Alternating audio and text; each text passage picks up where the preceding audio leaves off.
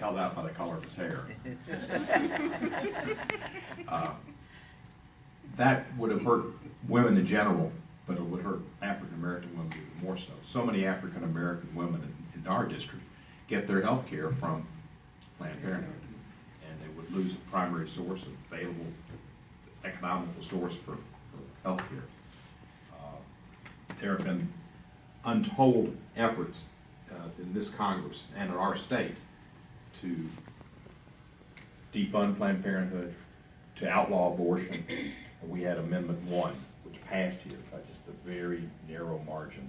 I guess there's still an outside chance the courts will rule it unconstitutional. And there's an argument been made about the count, strange language in our Constitution on how you determine whether an amendment passes or not. But I was in the Senate for 24 years, served with Johnny and her husband most of those years. I guess Larry was probably there. When was Larry first elected? He was at 25 years. So 1984, I think. 84, well I started in 82, so we served a lot of years together. The Tennessee General Assembly always had some awful folks in it. David Fowler in particular, who fought abortion, fought opportunities for women, fought the lottery, fought everything. And the first chance he had to get out and make a lot of money from those groups in the private area, he did it. So Tennessee has got problems, the United States has problems, abortion's been on the chopping block, will continue to be. I see so many of the people, and I'll get to that in a minute. The Women's Health Protection Act, which I have sponsored, would protect access to reproductive health care. The odds of its passing in this Congress are slim and none, but we sponsor it. We also are co-sponsored Equal Access to Abortion Coverage to Health Insurance, or EACH Act, and it would require women basically not to be jeopardized by employers who choose to exercise their religious perspectives on their employees, which I think is terribly wrong, Hobby Lobby. And then there was the American Health Care Act, which I voted against, which would have funded Planned Parenthood. It would also decimate Medicaid, and Medicaid provides many of the funds that are necessary for African American women to get health care, reproductive health care, and it's decimated with the repeal they had, repeal and replace, which passed the House. Unfortunately, by one vote, didn't pass the Senate. But you go back, I've been doing a lot of reflections on history lately. And one of the things I've looked at was this Nathan Bedford Forrest situation in Memphis. And it's interesting, when you go back in his history with the Klan. One of my predecessors, and I thought about it when London said, or somebody said something about the Clifford Davis office building. Clifford Davis was a Klansman. And that's the reason Crump hired him. The Klan got real powerful in Memphis in the 20s.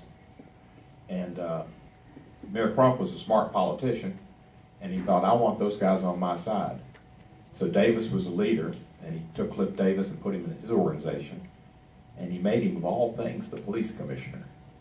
That's the last thing you want to have, but that's what he did. So that's kind of where Memphis was. Think about it, the police commissioner for all those years, and then he made him the congressman, where he was best known for being drunk.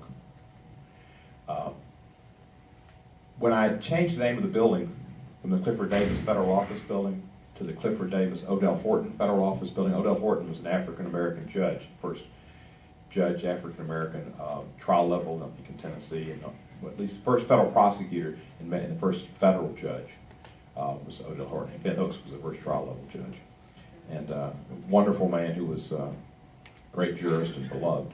And so a newspaper guy called me and said, you know, Clifford Davis was a member of the Klan. Have you thought about taking his name off the building and just naming it for Odell Horton? And I said, well, I hadn't really thought about that. And I thought, I was a freshman congressman. I thought, I think I'll just hyphenate it. Because Clifford Davis was there when the money was appropriated for the federal building. So I'm all nervous. It's the first bill. I had 24 years in the Senate, Johnny. When you go to Congress, you'll be nervous too on your first bill. You're still nervous, and I'm sitting down in the first row, and it's a big building and lots of rows, and I'm first.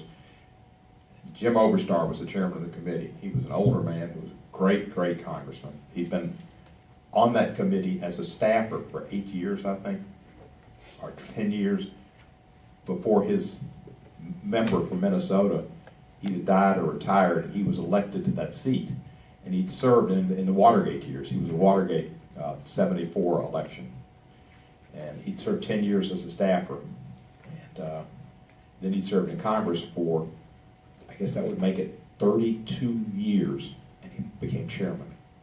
So it's a great story. 32 years in Congress, 10 years on the staff, and he became chairman of that committee, and he knew everything. He was such a smart man. So my bill comes up. He goes, "Congressman Cohen, you're recognized." I got my papers, and I'm reading and kind of nervous. And he goes, "Clifford Davis, sat right over here. I remember him. One day, Jones, making a talk, said something cruel about somebody. Davis said, picked his head up, got recognized, said, 'Jones, why you be so mean?' Well, I knew Davis was drunk. That was Davis's reputation. And at that point, I thought, thank God I didn't take Clifford Davis's name off this building. He's the only person in Washington who had known who Clifford Davis was. And I knew. So when I was studying Nathan Bedford Forrest, I found out that there was another man named George Washington Gordon, who was one of the founders of the Klan as well. I'm not sure if Forrest was a founder, but he was the first Grand Wizard. They chose him to be the first Grand Wizard. George Washington Gordon was a Memphian who was one of the founders of the Klan. George Washington Gordon also happened to be a congressman from 1904 to 1910. So we've got a long history in Memphis of some pretty dreadful public policy and dreadful public officials. I showed Hank this morning a banner. I think I've got the only banner like this in the country. I was a judge for a few months in 1980, and I had some time on my hands in the courthouse. So I wandered around the courthouse, went in the basement, thought, here's the basement, here's me. We need to get together. I walked through and I found some stuff. I know I'm being recorded. I don't want to get arrested for this, but I found some stuff in there, and it was stuff I think didn't belong there. So if it didn't belong there, it was okay for me to have it.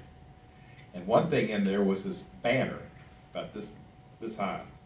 It said, "Keep Memphis and Shelby County down in Dixie. Cliff Davis for Congress." That's the way they campaigned in the 50s in Memphis. And that was a campaign banner that was representative of why in 1964 they put Jefferson Davis' statue up in Confederate Park. It was keep Memphis and Shelby County down in Dixie. That was the successor group to the Crump machine after Crump died. It's called the Progress group, but they weren't for progress. And that's what those were for. And of course, Nathan Bedford Forrest was put up after Plessy v. Ferguson. And it was the same statement. It was the same statement. So we've had a lot of problems. As African American women, and I know I said, and obviously it doesn't make any difference, and it was accepted then, and it's correct, and it was absolutely right, and it was paying myself an honor, which maybe you shouldn't do. But back in my first campaign when I ran in 2006, and Nikki Tinker was my prime foe, and it might have been 2008, it was one of those years, I said I vote like a black woman, Johnny Turner. That's a good thing, isn't it? I understand. Black women have got a tough time. Women are discriminated against in this country and always have been. When we hear about the founding fathers, they were against you all on 2 counts. Women couldn't vote until 1920, and even in 1920 with the Perfect 36 in Tennessee. And the anniversary, I think, is Saturday of the passage of the amendment to give women the right to vote. And the final state that could do it was Tennessee, and they got about 1 vote in the House. But that was some of the women fighting for that were fighting for women, but they were really fighting for white women. There were some African American women involved, but it was not the idea of impaneling African American women. And African American women had a second shackle on them, which was being African American. So that was a tough situation. And then being African American, you get discriminated against. So you get a double whammy. So you got to fight hard. You got to have leaders like Cherie Scott and London coming up in the future, and Johnny Turner. You got to have leaders, and you got to fight. And you got to fight extra hard because you're behind the 8 ball in this society, and have been, being a woman and being African American. And I'll always be there for you. I'm always for the underdog and always have been. I'm Jewish, so I know growing up in Memphis, I used to go around as a little kid and my mother used to laugh about it. I go, is you Jewish or is you Baptist? I didn't know about Kojic at the time.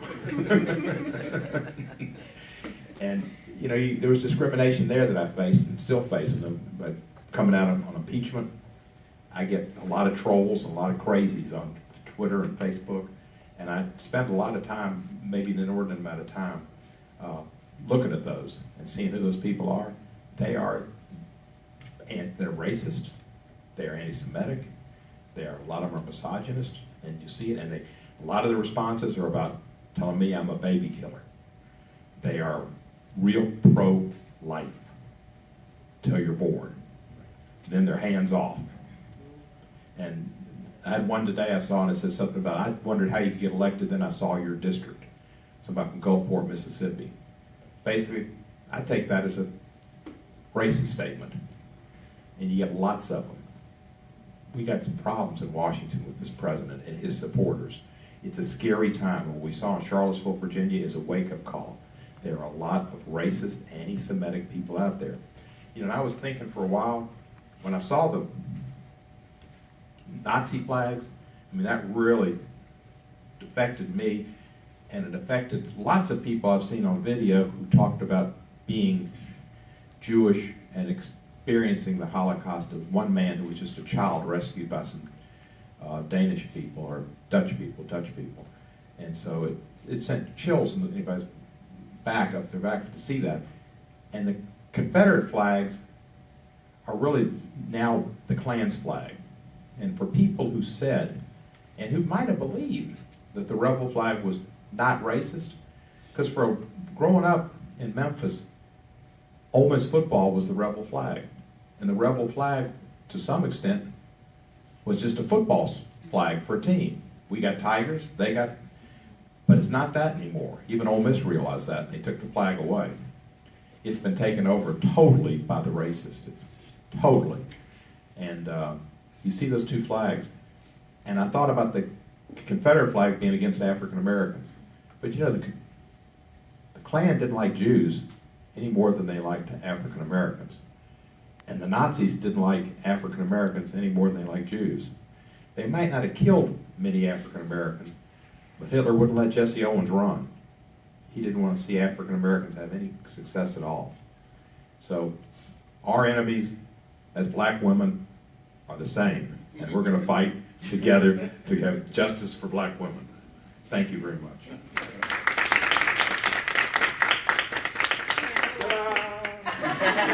I would like to present Congressman Cohen with our Reproductive Justice Week of Action t-shirt with our organizations on it. Thank you so much You're for welcome, coming. Linda.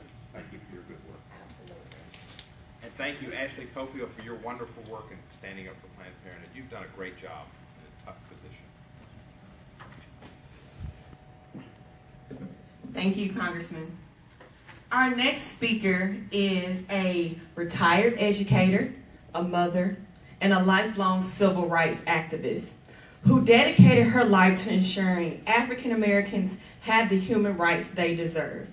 She received her Bachelor's of Science from Lemoyne-Owen College and her Master's in Education from the University of Memphis. Representative Johnny Turner is a member of the NAACP, member of the Board of Trustees of Greater Middle Baptist Church, member of Leadership Memphis, founding member of the Memphis Alliance of Black School Educators, a member of United Teaching Profession, and a member of the Westwood Neighborhood Association. We are very excited to introduce you to State Representative Johnny Turner.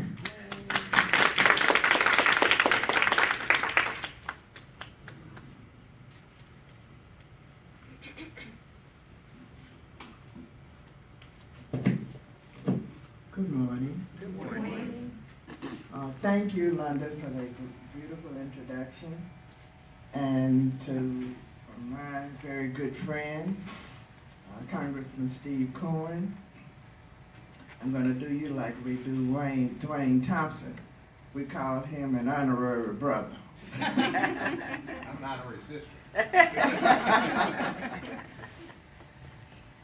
It is indeed my pleasure and honor to be with you this morning. When London called and asked if I would come, I said, without any hesitation, yes. I love your name, Sister Reach. That speaks volumes. That's why you're here. As sisters, we're going to reach to help our other sisters. Sister Reach, beautiful name. I thank you for the comments, Congressman Cohen. You're doing a fantastic job in a challenging, very challenging environment. He and I spoke briefly at breakfast this morning, and I was saying, you really having a tough time up there? He said, well, yes, but our president is helping us out somewhat. You know, the comments that people are making said, that man is crazy. We don't have to say anything, just let him speak for himself. I'm delighted to be here this morning because there are a lot of causes that I have. And a woman's reproductive rights is one of them. I'm well known for civil rights because I grew up in a time when riding on the back of the bus, going to the zoo only on Thursday, to fair only on Monday night, and all of the other humiliations and degrading circumstances that we were forced to endure by simply because we were black. But another area that has always captured my attention and that I have put as much time into as I could was a woman's rights to make a decision about her body. And it comes from being, first of all, the oldest of 12 children. My mother got married when she was 13, and I was born when she was 14.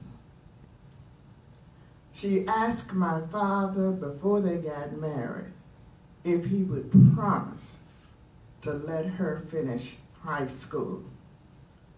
And of course, what would he say but yes, if he wanted to marry her?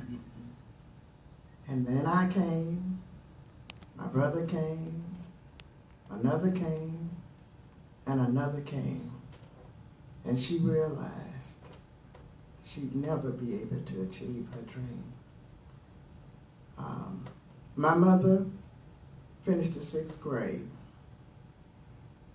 My father finished the 8th grade, but that's not the issue. It's my mother right now.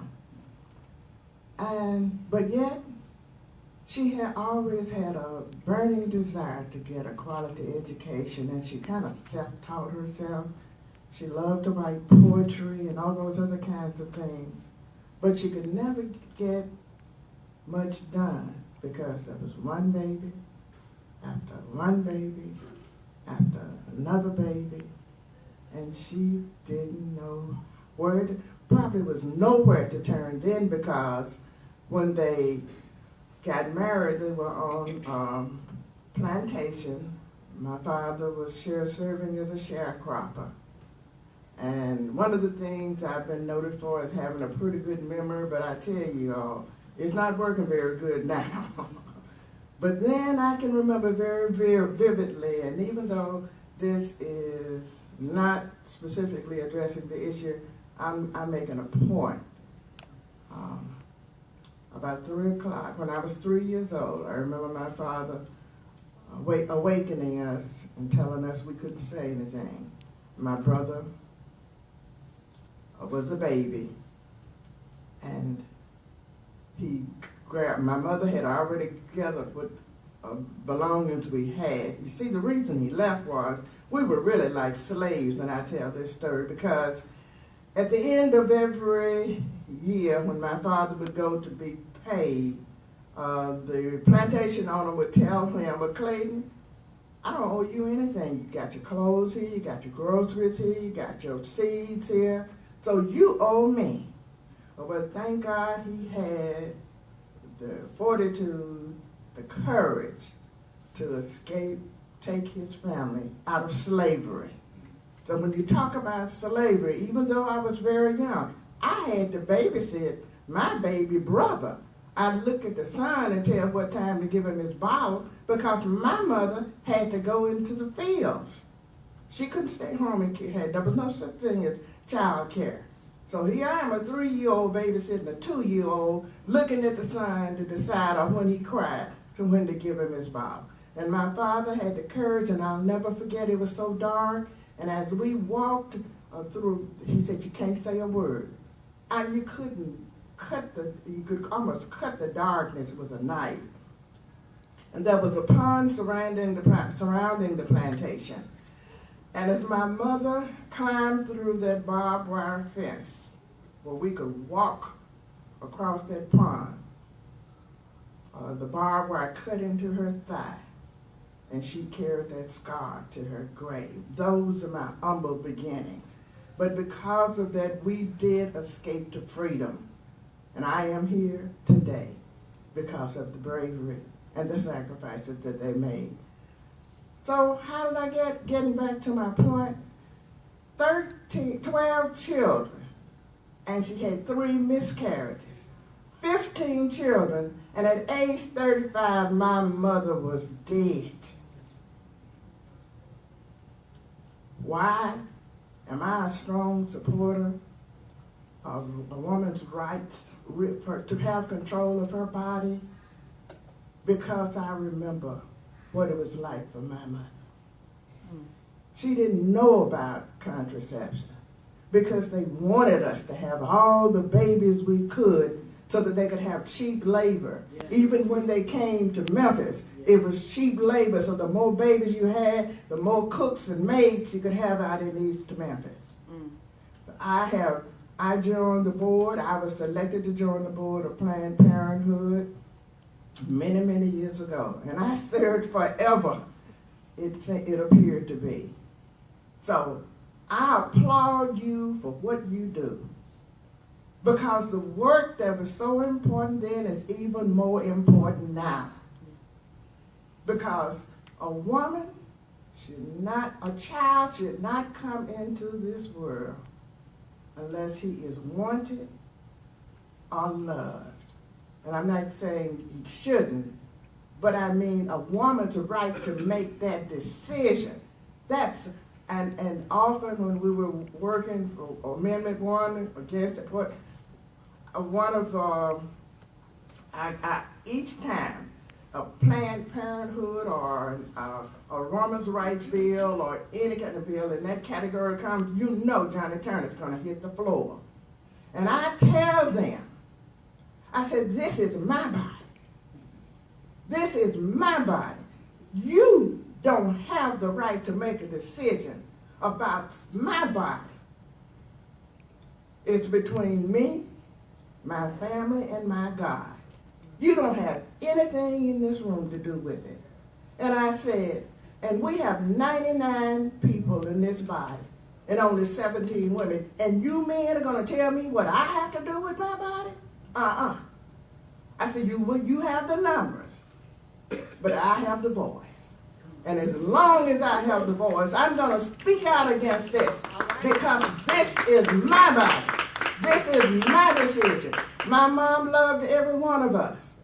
But if she had had a choice, she would have been able to complete her education. She would have been able to provide a better life for us. And so that's why we're here. It's unfortunate that in the year 2017, we're still fighting the same battles. Wow. But we've got to have the same resolve that they had. And that is to continue to reach sister reach. Sisters reach out. And every day it just pains me to see the number of high school, junior high school girls who are pregnant. Somehow or another, we've got to reach the mothers so that we can tell them in the same kind, and you may already be doing that. The key in many instances is the mother. Because if the mother knows, see, my mother Nobody ever told her how babies came or sex education. Living on a farm, she probably figured it out. But I remember when I first went to her and asked her some questions about sex, she just told me, "You're not old enough." It's a taboo subject. It was then, and I'm sure it is, because if you were raised and nobody told you, then you don't know what to tell your child. So the mothers, if we don't have a program, it needs to be some kind of program where mothers can feel comfortable in talking to their daughters and their sons. Yes. Every time my grandkids get in the car, they know they got a sex education class coming. I don't take any chances because the mamas are going to tell them, that's all right, let's go over this one, sexually transmitted disease. What does that mean? I mean, how do you have a baby? They can tell me. That's right. Come on. That's what I'm talking about. It should be a conversation that people can feel comfortable about. And the key, if we can get these mothers to talk to their children, there can be another way we can reduce unplanned pregnancies. I thank you for giving me this opportunity to say these brief words. As you know, in the Tennessee General Assembly, we passed another bad bill. We fought as hard as we could. And it's in the literature that you have. So most of what I would have referred to is already listed here. And this time, I'm just going to take my seat, because I think I've more than done my 10 minutes. I have a reputation for doing that. And be responsible or responsive to the questions that you have. But believe you me, you see me standing here? This is Johnny Rogers Turner, one of your strongest advocates no matter where I am. Because I believe it's a woman's right to make the choices about what happens to their body. Thank you.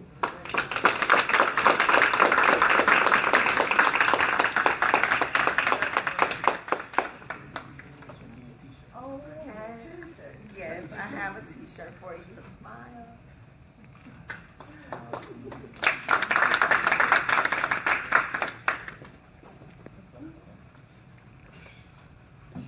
Representative Turner knows she can get you fired up and ready to go. All right now, that's the same energy. We need more energy like that in the State House. Thank you for your service. We really, really appreciate it. Next, I would like to bring up the founder and executive director of In Our Own Voice, National Black Women's Reproductive Justice Agenda, Ms. Marcella Howe.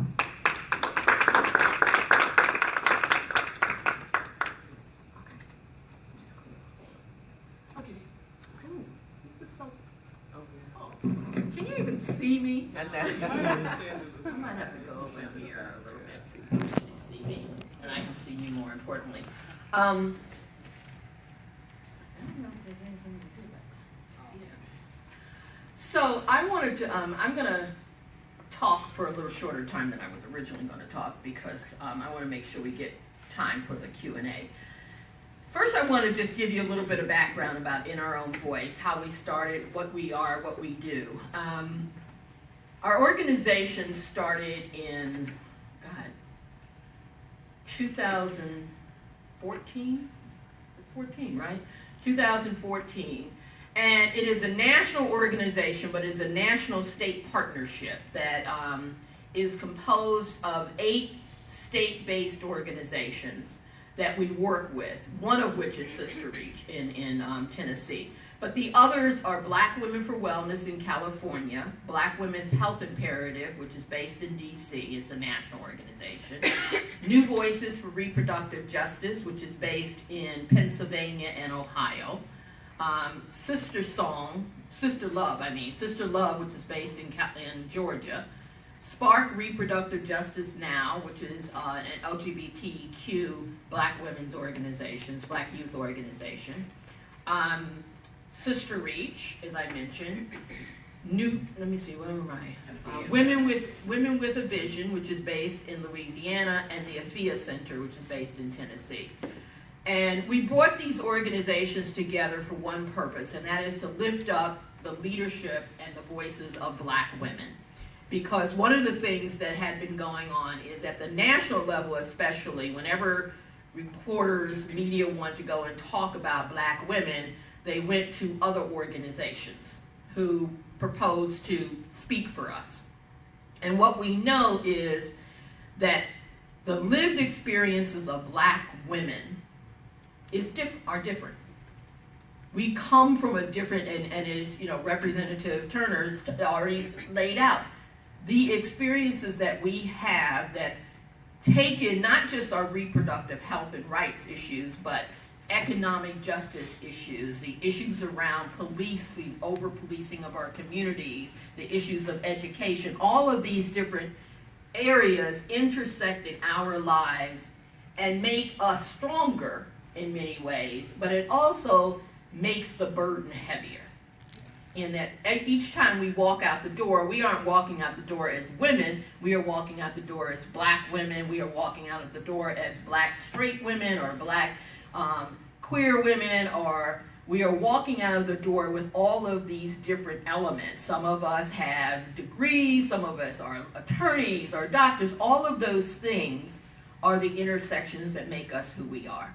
And so we wanted to make sure that those voices were heard at the national, state, and municipal levels.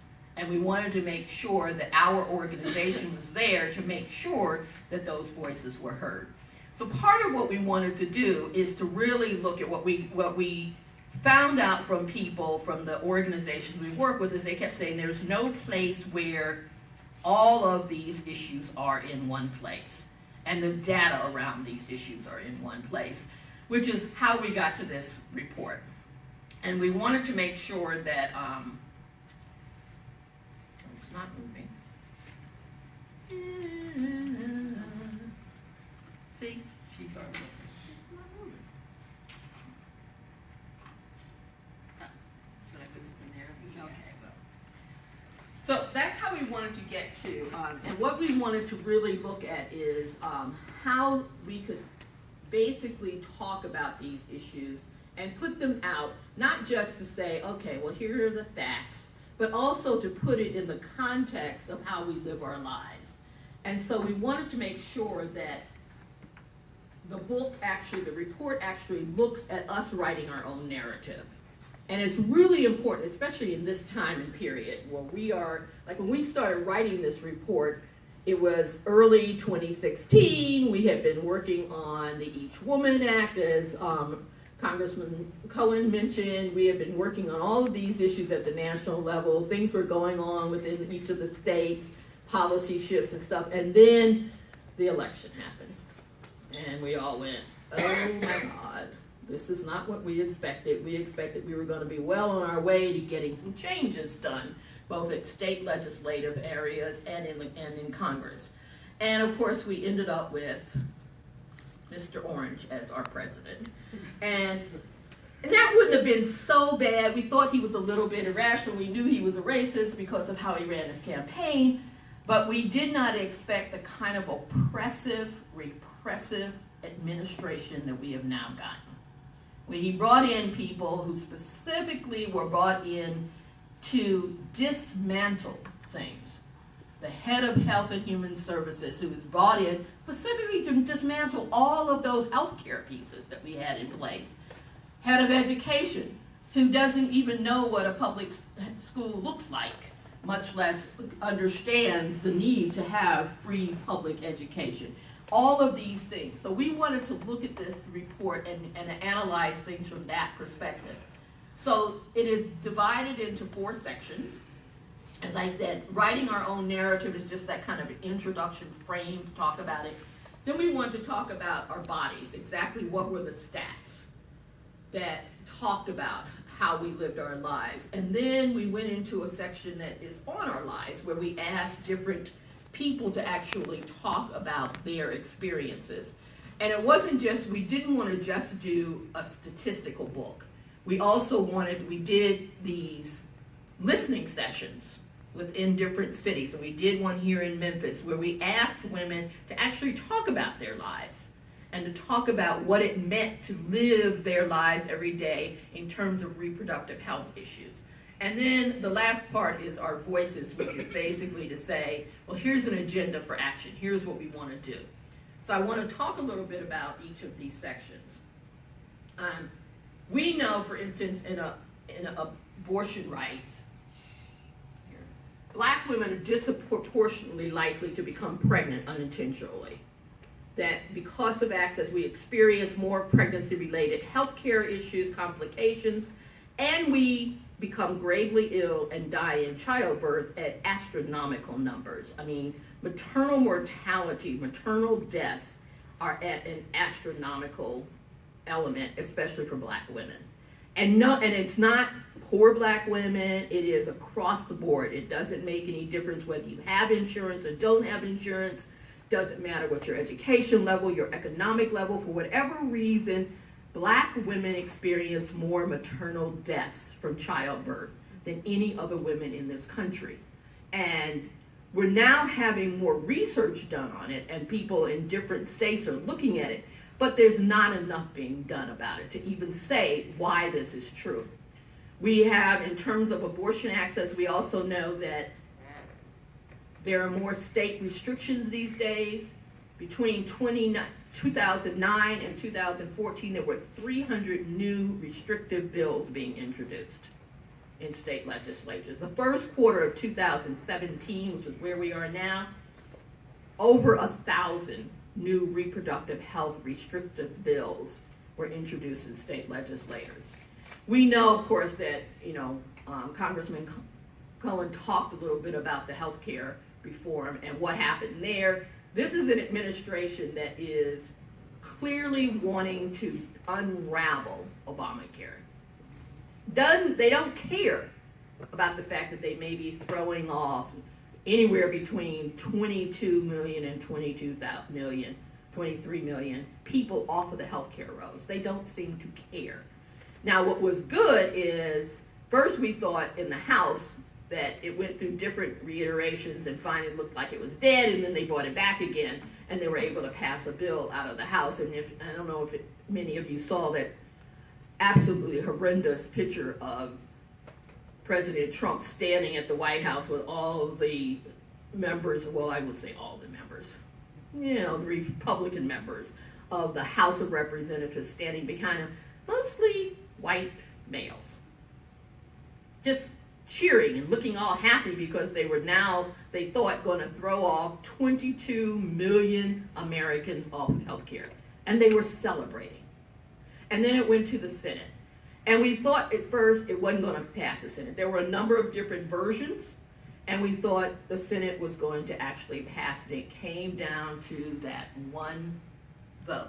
Now everybody talks about Senator McCain coming in and doing his no vote. What they don't talk enough about are the Senate women who were responsible for getting us to that point.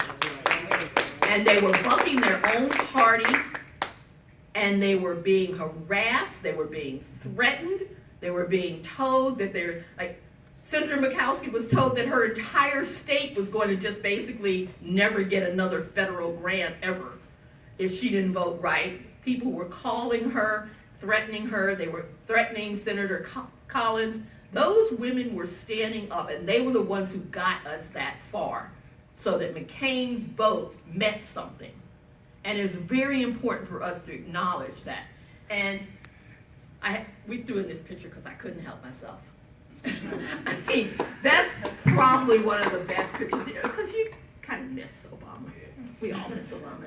And you kind of think every time, and I just love the fact that President Trump keeps bringing up President Obama, comparing himself, and you kind of think, the man is obsessed. And he's obsessed with trying to eliminate President Obama's everything. But what he does is he just highlights his own shortcomings each time he does that. And folks get that. They get that every time he brings up Obama and himself, you kind of go, does he not get that people are going to say, oh, if only we could have had another term, if only. And so I put that picture in there because if only. But one of the things, I want to talk a little bit about maternal health, as I mentioned before. The United States has the highest maternal mortality rate among industrialized nations. Industrialized nations. 28 maternal deaths per 100,000 live births for black women. This is on a par with Afghanistan and El Salvador. Black women disproportionately impacted, up to 4 times more likely to die of maternity-related causes, twice as likely to experience severe maternal morbidity. This is important. 40 deaths per 100,000 live births for black women. That's outrageous. And yet we don't have enough work being done to prevent that. Causes for poor maternal health for black women: less likely to receive consistent prenatal care, we know that. More likely to experience pregnancy-related death, but we don't really know why. And there have been some studies, and we're going to be doing a policy brief on that some of the experiences, the stress of being black in America, may have something to do with this. That the stress of being a black woman, everyday stress of just walking around in this country where people are judging you based on your color and your gender, that stress alone can have something to do with how we present ourselves as pregnant women, and what that can mean in terms of being able to carry a pregnancy to term, not have our children being born prematurely, and the choices that we have about when and whether to actually have children. And so there's those kind of things. We also wanted to look at contraceptive care in the report.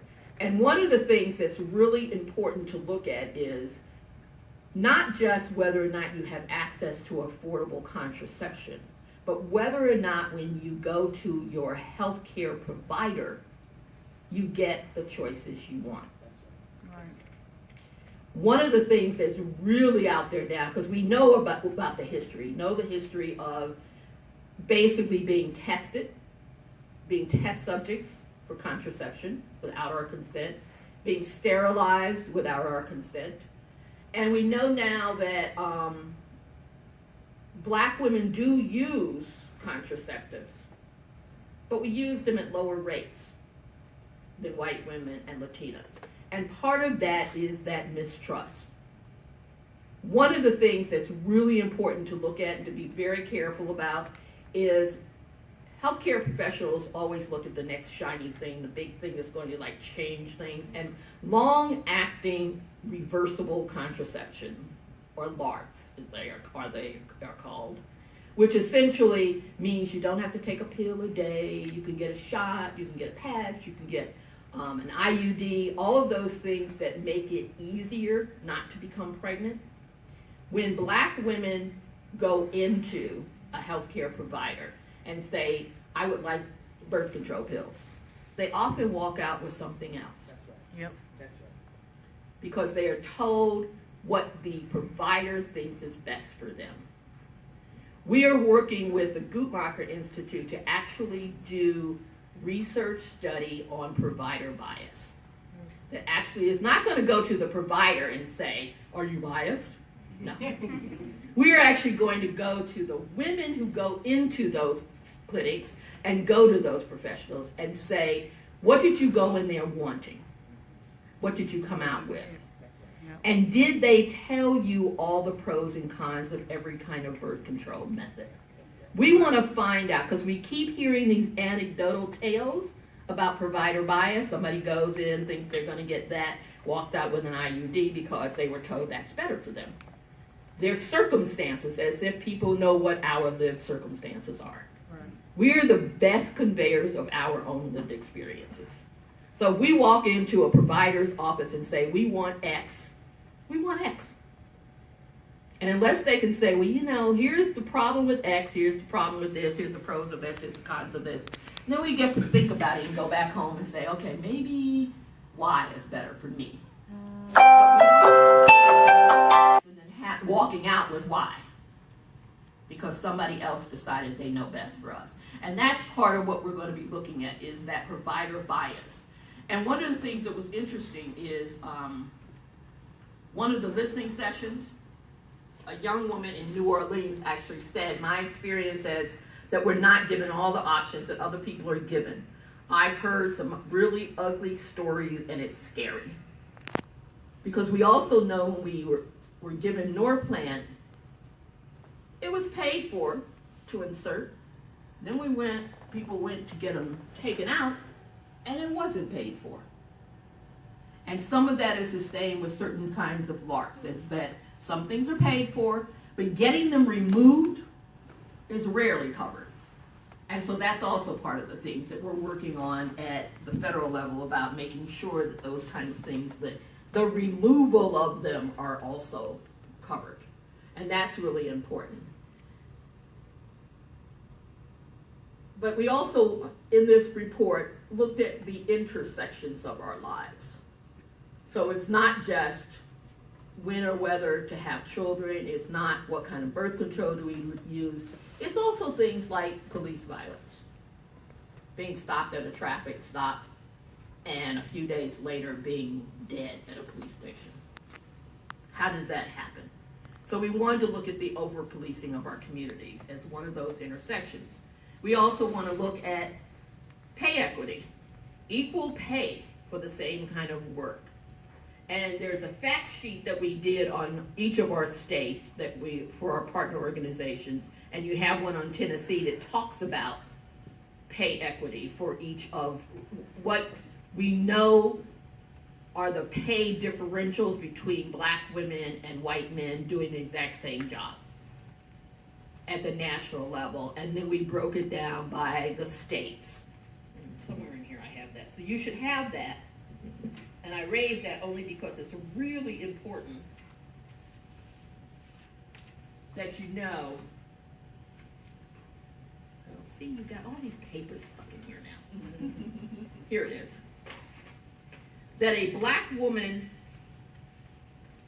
in Tennessee, this is this chart that's in this document, that in order to, by the time you get a black woman lifetime losses due to Tennessee's wage gap, $589,160. No, actually it's a million. No, 1,000.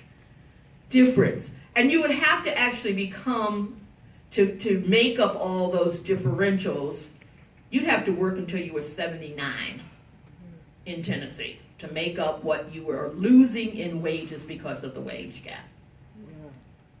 And in each state, it's different. And that's what we were looking at, was going like, okay, this is really bad. Because most people think, okay, I could retire at such and such an age. Well, no. 79. So we wanted to also look at the economic justice issues. And then we, of course, as I said, reproductive justice and faith issues. One of the things that we also did for our report is we also, for our 9 partner organizations, we did in-state polling. So we actually polled black women and men in Tennessee, and Sharice is going to talk a little bit about that later, is to find out where they stood on some of these issues so that you could use those numbers to go and talk to your state legislators and say, this is where your constituents stand. This is what black women and men think about these issues in the state of Tennessee. And we wanted to make sure that people also, we asked questions on faith as well in that report, to basically say, well, if your minister doesn't support these issues, doesn't put contraception, doesn't support abortion rights, does it make a difference to you? And black women's, and Sharice, as I said, we'll talk about that. It was very clear. Black women said, this is my body. It's like Representative Turner said. This is my body, I get to decide. And we know that black communities are very, very religious, but when it comes to a black woman making her own decisions, nationally we've done the same thing. It's called, this is my body, I get to decide. So then the last piece, I'm cognizant of the time, so the last piece that we were talking about is we did a document at the end of the report is an agenda for action. That is how you move through different policy pieces. How do you make policy shift within your state and at a national level? We work to make sure that the voices of Black women are lifted up at a national level. But we work with our partners to make sure that happens at a state level. And so we wanted to make sure that Black women have a chance to bring their own activism. And part of that is making sure that we're reaching out to voters, making sure that they're educated, they're engaged every time that there is an election, not just a presidential election, but congressional elections, which will be taking place next year, municipal elections, making sure that you're voting for mayors and voting for city council people, voting for county council, whatever, voting for board of education people, whatever election is in there. And I've always thought that it's a mistake when people go in and vote and they get that little thing that says, I voted, because it's sort of like, okay, I did my duty this time. I actually think the best kind of signs we should have is that I'm a voter, which means that you're a voter all the time.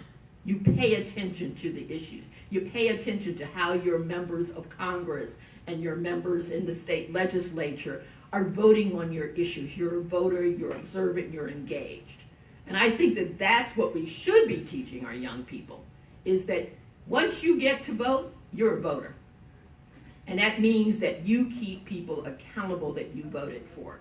And it's really important. And the other part is making sure that people are running for office, that Black women are out there running for office, and that we are supporting men and women who are not Black women who are supporting our issues.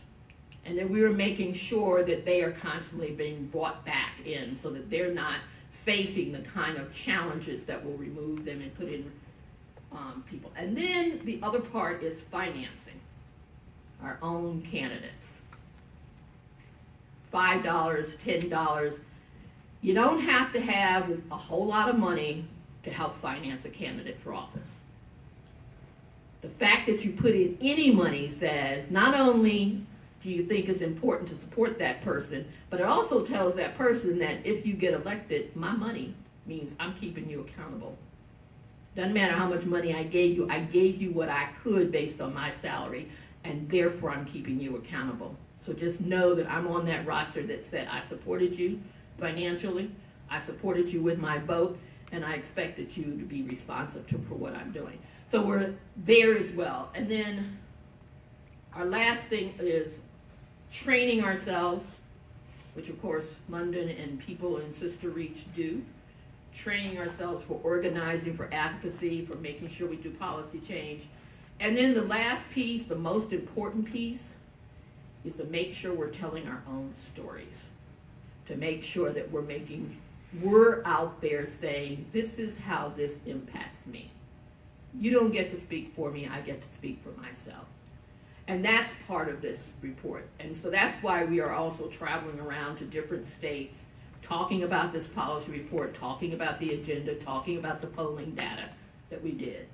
And that's it. And so you have the report. Hope you read it. Keep in touch with Sister Reach.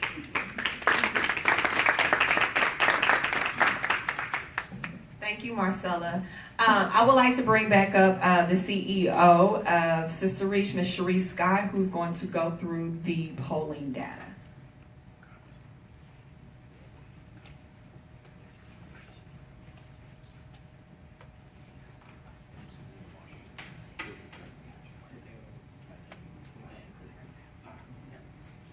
All right, so we just got a little bit more to go. We appreciate your patience, and thanks to Congressman Cohen, we know he has to leave.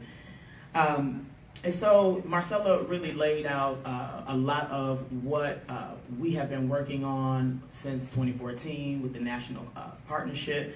And then we think it's really important for you to hear a little bit even more directly about what was coming out of the state of Tennessee, what Black women and men were saying. And so that is what we are going to do now. And so as Marcella stated, we did the polling data with all of these states, with these 9 polling states, with these different issues that either intersect or were directly about reproductive health rights and justice. And I changed mine up a little bit to just kind of lead us into it. But first of all, I think it's really important for us to think about what it means, first of all, to trust Black women. Right, what it truly means to be able to trust us to make the best decisions for ourselves, for our families, and for our communities, and believe that, because I think what keeps rising to the top is, even with Representative Turner sharing her own personal lived experiences, that her mother wasn't even necessarily trusted to make the best decision for what she thought she needed to do to progress her education. That nothing's changed in what that looks like in the way that Black women are being dealt with, the way that we are being handled. And so, especially when it comes to our reproductive and sexual health, and then thinking about taking into consideration where we are. The fact that, we still can look, we can still, touch, have conversations with white people in our state who say that they are legacy owning class family. This is their legacy, right? That we have to understand the culture in which we, as Black women, continue to navigate reproductive health decisions in the way that the medical community is dealing with us. It's still from this kind of top-down perspective, and still as if we aren't qualified to make the decisions for ourselves and for our bodies. So this data, of course, says that 96% of the women who took the poll felt that it was a woman's ability to control whether or when she has children was part of her financial stability, because Black women understand that one baby for us sometimes that is unplanned is one baby into pregnancy. When we teach our menstrual cycle chart, and we do our counting, and we get to the ovulation part, we'll go, we'll count into like 1, 2, 3, 4, pregnant, because at a certain point in time, we want to really make it very clear and make it resonate to the women and girls that we are talking to, that if we are not in control, if we are not knowledgeable about our bodies, that because we are not knowledgeable and just failing to get the proper information that we need, that means that could lead us into poverty. So this is definitely for us to be able to, this is something that we knew, but that we want to make sure that we share, because Republicans make it seem like they can't hear us unless they see data. And so here's the data. 96% of us already understand that if we cannot plan our families, then we're planning to be in abject poverty. Okay. Okay. A majority of Tennesseans, especially Black Tennesseans around reproductive health care, believe that whether a woman has government-funded insurance or not, that we should have access to the full range of pregnancy care, reproductive health care service, including abortion services. Some of the work that Sister Reach is doing in our state is still trying to work with and have conversations, educate legislators around the impact of the Hyde Amendment, right, which definitely does not ensure that low-income women can use federal dollars to pay for an abortion if she needs it. However, we understand that, again, if she can't make, we have to take into consideration that Tennessee has not expanded Medicaid. Tennessee legislators have been hell-bent on making sure that women don't have access and our children don't have access to comprehensive reproductive and sexual health care, and then want to blame and shame us once we have yet another baby that we cannot afford or that we don't have the capacity to take care of. Because it's not even just about being able to feed them, right? It's about being able to nurture our children. So we're not having the capacity to be able to do that either. And yet, all of the full range options are not available to us, and we're constantly being blocked on the local, the state, and the national level. Sister Reach, we stood there unapologetically on behalf of Planned Parenthood around the HIV funding grant that they were being denied only because they provide abortion services, even though that grant had absolutely nothing to do with abortion services, but making sure that we had access to contraception, like barrier methods, like condoms, that literature is made available to women and girls and to people that Planned Parenthood services. And so for us, that it just doesn't make any sense. Either you're truly invested in our lives or you are not. Right, and what this data is showing is more than that, is that what legislators are saying that they're doing for us, trying to save Black women. Black women have been bamboozled by Planned Parenthood and all of these types of things, never giving us credit for being able to make sound decisions about our body. Right, is now reflected in this right here, in the data that you're seeing. Support for comp sex ed. This is something that Sister Reach and our partners have been fighting since 2012, once the law was mandating that there be abstinence-based education, and if groups like Sister Reach were to go into schools and teach anything outside of that, we would be penalized up to $500 per child for teaching outside of what Tennessee legislators think is important for young people to learn. But we live in Memphis, Tennessee, and you know, Black Women's Blueprint, a group out of New York, came out with some data a few years back that talked about that for Black women, for many of us, our first sexual health experience, our first sexual experience was an act of violence, came as a result of an act of violence. I come to this work because I've been having sex since I was 5 years old, and that 5 years old wasn't because I wanted to, right? I'm doing this work because I've got 3 abortions under my belt, a miscarriage up under my belt, and 3, thank God, treated STIs that I was able to not have to worry about living with HIV, thank God. But I'm saying that I stand here as what the representation can be if a woman has full access. Sister Reach is the representation of what can happen when a woman is given the tools. All I was taught was how to chart my cycle. All I was taught was how to properly use the condom. Me being taught, right? Not just the boys being taught, but teaching our girls how to not only use it, navigate it, and tell him you have to use it or we can't be with you. These are things, just simple, empowering tools that our young people are not being taught. And then the other piece that I think that we need to lift up is the fact that legislators, I guess, believe that once you become grown, we talked about this last night at our town hall for ComSex Ed, I guess being grown means automatically that you understand your body. And that's untrue. Right, so we're not just dealing with young people not having access to sexual health education, but we're dealing with what I'm calling an epidemic of sexual health, intergenerational sexual health ignorance. Nobody knows. Grandmama didn't know, mama didn't know, she taught me what she knew, I taught my baby what, those types of things, right? So we have to really take that into consideration. So some of this data talks about gender identity, what it means to be transgender. This is what folks in Tennessee were talking about. Different sexual orientation, abstaining from sex, pregnancy options. Look at what was the most resounding need and support for sex education, preventing HIV and other sexually transmitted infections. I applaud the efforts of our local organizations, and even now 10 Care and Cover Kids that want to make sure that long-acting reversible contraception is made available to poor women and even undocumented women, right? But that has absolutely nothing to do with the fact that she can still contract HIV. So we're still not, it's imperative that the Black women in this room and the allies of ours that are sitting in this room help us to champion the fact, to make it a broader argument that it's not just enough to stop babies, to stop women from being able to have babies, right? But you got to go the extra mile. You've got to not only empower her, make sure that she has buy-in, right? When I first got to Memphis, I worked for another one of our clinic partners' choices as one of their health educators and their patient educators. And one of the things that was really interesting was that women, I remember the time that one woman that I had taught how to chart her cycle came back to me again for the next abortion. I would do the education before she went in to have her abortion procedure. And I was like, wow, sis, I don't even know what to do, right?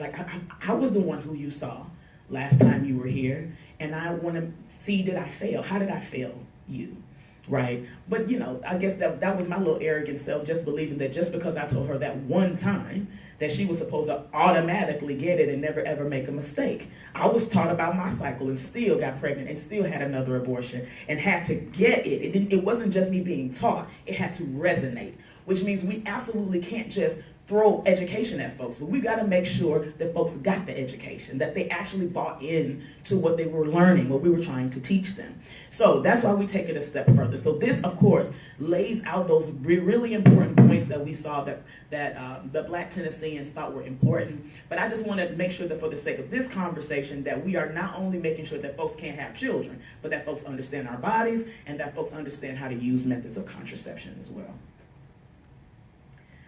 Majority support for birth control access. Marcella talked earlier about long-acting reversible contraception and the fact that it is we are still in the state where we're dealing with coercion and even now sterilization. Everybody who lives in this state and even folks who don't live in this state because of how egregious it was understand what happened in White County with the judge basically saying, hey, we'll sterilize you. We'll give you 30 days off your sentence if you go ahead and get sterilized. I mean, we've not moved the needle, is what we heard Representative Turner say. We've not moved the needle from the days of old when we were being sterilized, right? And what time to be most vulnerable than when you don't have full access to your human rights and you are incarcerated. This goes right along with work that we're doing research right now around the impact of the fetal assault law, what it did to women all across the state, not just the black women, but to women all across the state, what that really looked like for women to be incarcerated. And just because we got it, the judge in White County got enough heat to change his program, I do want you to understand that there are over 90 counties in the state of Tennessee that still have a similar program. Right? So folks are still being coerced. Folks are still being sterilized in other cities in this state. We're not talking about that. I can't wait for our research report to come out. It will be done this year, and we'll be ready for the legislative session next year to make sure that we don't have bipartisan support again for that ridiculous law, instead of making sure that we have access to behavioral health clinics across the state. So when we talk about birth control, we can't talk about birth control without talking about sterilization. We can't talk about it without talking about coercion. And we can't talk about it without talking about racism. Right? We've got to talk about who's in control of framing the dynamic of who deserves to be a mama and who does not. Right? So we've got to continue to talk about that as well. Black Tennesseans support abortion. We heard that. And regardless of whether or not they are people of faith, I'm a woman of faith, and still those 3 abortions up under my belt. Right? Those 3 abortions, the baby that I have at home that I'm now taking care of by myself, and those same pro-life folks that wanted to get me to not have the abortion and sent me to a crisis pregnancy center have been nowhere to be found to make sure that I can take care of my son, even though his father is still not in position.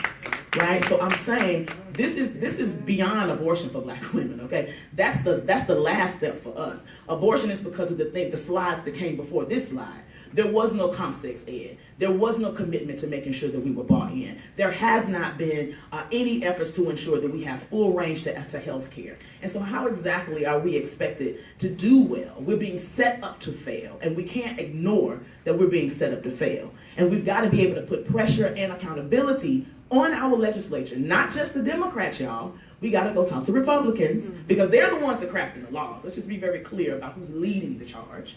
And make sure that they understand that every vote that they vote against our bodies leads to further abortion. It's going to lead to further abortion, right? Overwhelming majority of folks didn't want to see Roe v. Wade overturned. Us losing Amendment 1 in 2014 made us extremely vulnerable. The Tennessee state constitution was stronger than the United States Constitution. Us losing that privacy component in the Tennessee state constitution means that if we ever lose Roe, Tennessee can immediately enact a law that would make us lose access to abortion services. So we can't ignore what it really looks like to get our tails out here and vote. Now let me just say this. I know we got out and voted. We voted, right?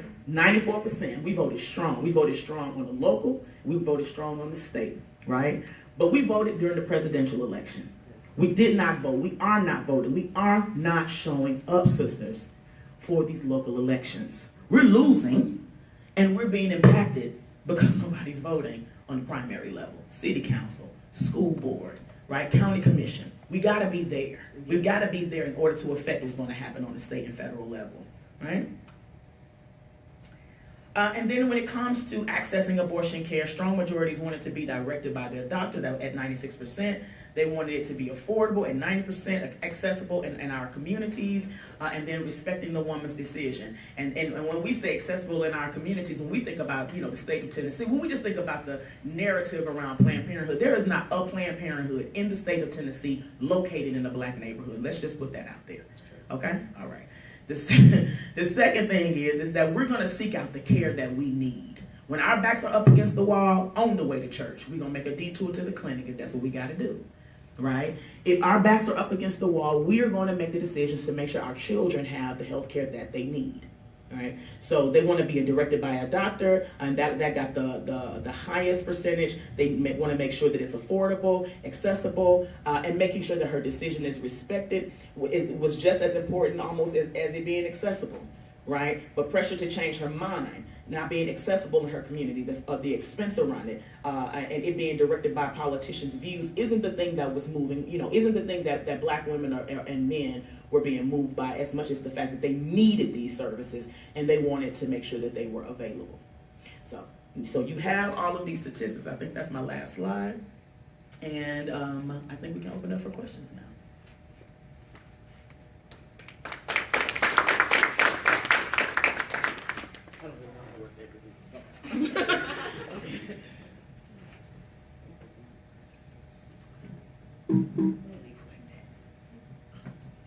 So we're going to open up the floor for questions for the next 10 minutes.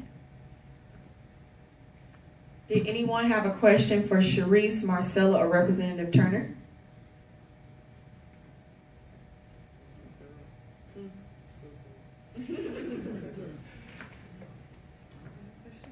All right, no questions. I want to thank each and... Could I just Sure. piggyback? I'm really glad I stayed through, because as you can tell from my introductory remarks, this is very, very important to me. And I cannot begin to overemphasize the last statement that was made, the importance of the vote. Yes. Too many of us, and I thought about it before you made your presentation. I said that was the one point I didn't make. And it was excellent, but I voted. I am a voter. It's more important than I vote. Because what we did in the last election was we went in, we voted for the president, but you didn't vote for the county officers. And guess who is over the appointment in county government dealing with reproductive services? That's the county commission puts the stamp. They do that. Not only must we, that was excellent, both each of the speakers who spoke gave excellent, but all the speaking in the world, all the facts in the world won't mean one thing if we don't vote the full slate. Becoming educated, supporting those whose views support us, and going straight down the line. I mean, I got one time, I took a more because I couldn't make my decision, but my conscience wouldn't let me leave that booth until I said I may, because you want 50% here, whatever. But I made that decision because every vote counts in every position, because decisions that impact our lives are made by politicians. And you can go to all the town hall meetings you want to. If you didn't vote for that person, you really don't have much to say about it. And another point is the technology, they haven't gotten to they can't do that. That would be unconstitutional. There could be a way that the machines could be set up to indicate that you voted in at least 75% of the positions without saying that if you that you voted this person and this kind. I know this is not really becoming clear to you, but many politicians, the first thing when you call for a complaint, they get your address, they go to the election commission, it's right on the computer, pull up your name, and they can tell whether you did or did not vote. I mean, it's there. You get all these stuff. If you're not getting any telephone calls, it's because you didn't vote. That's right. The last election. You said, oh, I'm so glad they're calling me. Right away, I know you didn't vote. Because everybody who voted is going to be on somebody's call sheet. Now, they can't tell whether you voted in every one of the positions. You've got to decide within your own self that every vote, and I'm preaching to the choir, but that's also the same message you should give to the people with whom you work. When you get those mothers in there, tell them how important the power of the vote is. And it's been a pleasure being with you all today.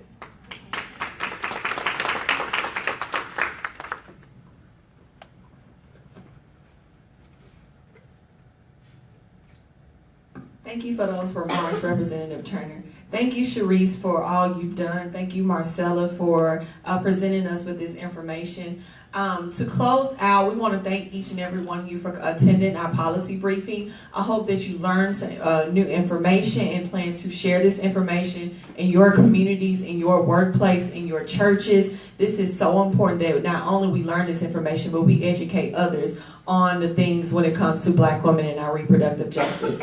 As we conclude the policy briefing, we are encouraging you to join us for our roundtable discussion. The information that was presented today in the agenda, we are going to have a more in-depth discussion about the strategy around you taking this information and implementing here in the Memphis and Tennessee community. So lunch will be provided. We'll be meeting in conference room 1 right across the hall. And so I'll give us about 10 to 15 minutes if anybody needs to use the bathroom, need to stretch their legs, answer some phone calls, go ahead and do that. And if you're staying, we'll see you in conference room 1 in just a minute. Thank you so much, everyone. And if you have any questions, please reach out to us.